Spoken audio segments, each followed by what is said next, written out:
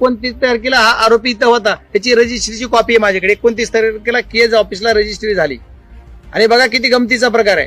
ही 29 तारखेला रजिस्ट्री झाली, 29 डिसेंबरला इथं रजिस्ट्री, इथं प्लॉट घेतलाय त्या आरोपीने, ज्या खंडणीतला आरोपी जो मध्ये आहे त्याला, कराड वाल्मिक कराड यांनी रजिस्ट्री 29 तारखेला किती केज मध्ये जागा घेतली. 29 डिसेंबर आता 29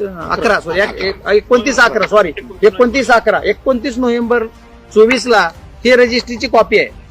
आणि त्याच्या अगोदरच आमच्या केज कार्यालयाचा कारभार बघा. 28 तारखेला त्यांनी एनओसी देऊन टाकली.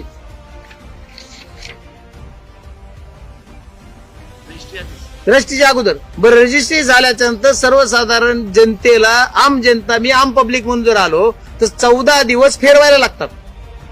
ही जी नायब तहसीलदार इथं आहे त्याला 4 सीओचा केज नगर पंचायतच्या, आणि त्यांनी ही एनओसी देऊन टाकली. बरं, एनओसी देताना तू बाबा कमीत कमी त्याच्या नावावर जागा आहे का बघ, त्याची रजिस्ट्री का बघ, त्याचं 14 दिवस त्याचा फेर झालाय का बघ, आणि ही द्यायचा अधिकार तुला आहे का. सर्वात माझा प्रश्न आहे की याला नगर पंचायतच्या जनरल बॉडी, स्टँडिंग कमिटी, कुठल्या तरी बॉडीला नगराध्यक्षाची सही आहे का. नगराध्यक्षालाही माहित नाही असं कळतंय.